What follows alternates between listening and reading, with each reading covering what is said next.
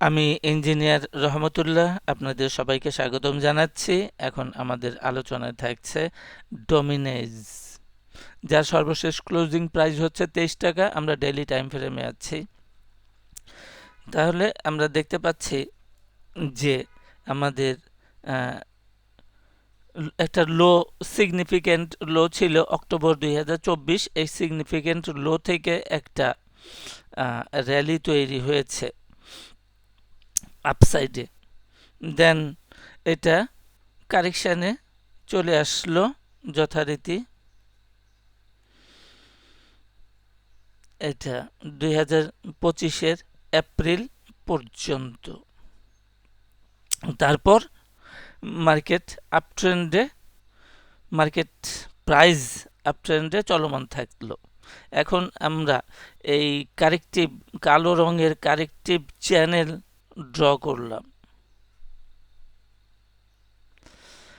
Draw করে আমরা দেখলাম যে এই চ্যানেলটাকে প্রাইস অ্যাকশন ভাঙলো। যেহেতু ভাঙলো, there is a presence of wave three.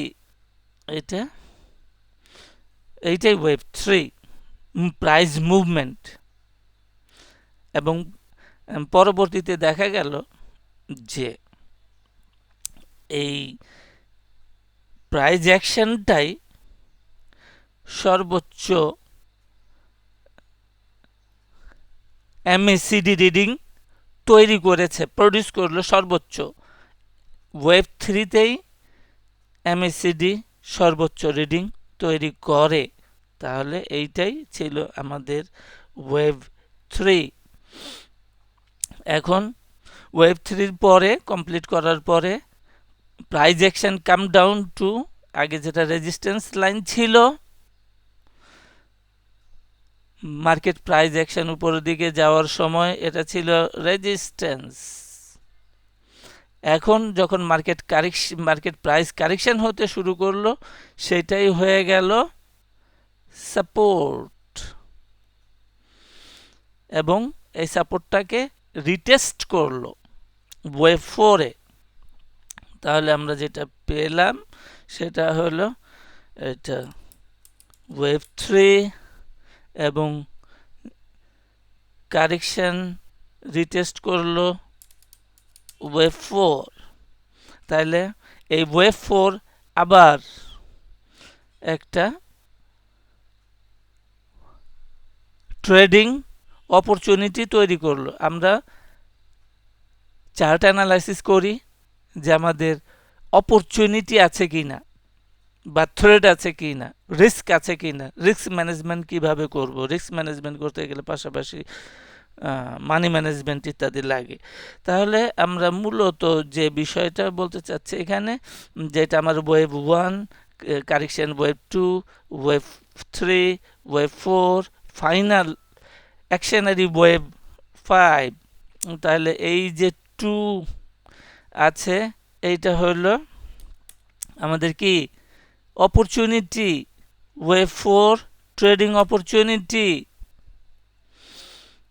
তাহলে এটা হলো আমাদের ওয়েভ ফোর, ট্রেড করতে পারি ফর লাস্ট ওয়েভ ফাইভ। এটাই আমরা দেখছি। তাহলে এখানে আমাদের একটা ট্রেডিং অপরচুনিটি ছিল। ট্রেডিং অপরচুনিটি এটা হচ্ছে ওয়েভ ফাইভ। এখন ওয়েভ ফাইভটা কি? টার্মিনেটিং ওয়েভ, শেষ ট্রেন্ড। টার্মিনেটিং ওয়েভ আমাদের একটা ফিলোসফি আছে, সেটা বলেছিলাম যে terminating wave always weak. Terminating, যেগুলা ট্রেন্ড শেষ করে ফেলবে এমন ট্রেন্ডগুলা, টোটাল র্যালিটা শেষ করে ফেলবে, টোটাল র্যালিটা শেষ করে ফেলবে এমন ট্রেন্ডগুলা হচ্ছে উইক হয়, দুর্বল হয়। আমরা কি করে বুঝবো যে এটা দুর্বল হয়? এটা বোঝার উপায় হইল যে ডাইভারজেন্স। এখানে আমরা দেখি যে আরএসআইতে ডাইভারজেন্স আছে, এমএসিডিতে ডাইভারজেন্স আছে। তার মানে এটা প্রাইস অ্যাকশন হায়ার হাই করেছে, প্রাইস অ্যাকশন হায়ার হাই করেছে, কিন্তু আমাদের ইন্ডিকেটর হায়ার হাই করতে পারে নাই, সুতরাং ডাইভারজেন্স আছে। এই ডাইভারজেন্স থাকার অর্থ হলো একটা ওয়ার্নিং যে মার্কেট প্রাইস অ্যাকশনের মধ্যে পরিবর্তন হইতে পারে, তুমি রেডি হও। তাহলে আমাদের ক্ষেত্রে একই কথা, এখন সেল সিগন্যাল আসলে পরে আমাদের সেল করে দিতে হবে। আমাদের মোটামুটিভাবে যে আমাদের টার্গেটটা কত হইতে পারে,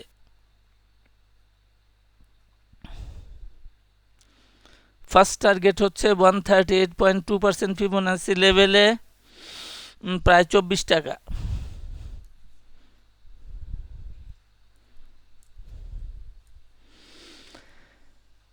এটা হচ্ছে 138.2% ফিবোনাসি লেভেলে প্রথম টার্গেট হচ্ছে 24 টাকা, প্রাইস অ্যাচিভ হয়ে গেছে। এটা যদি এখন এক্সুবারেন্ট অনেক লম্বা স্ট্রেচ করতে চায়, আরও বাড়ায় নিতে চায়, তাহলে সেই ক্ষেত্রে সর্বশেষ পরিসীমা, সর্বশেষ প্রান্ত যার ওই পারে আমরা আশা করি না, সেই লেভেলটা হচ্ছে 27 টাকা। তাহলে নর্মাল অ্যাজ ইউজুয়াল 24 টাকা, এবং খুব বুলিশ এক্সুবারেন্ট অতিরিক্ত বাড়াবাড়ি করলে সেই ক্ষেত্রে আমরা 27 টাকা পর্যন্ত এর পরিসীমাটা দেখতে পারি। আজকে এখানেই শেষ করছি। সাথে থাকার জন্য সবাইকে ধন্যবাদ।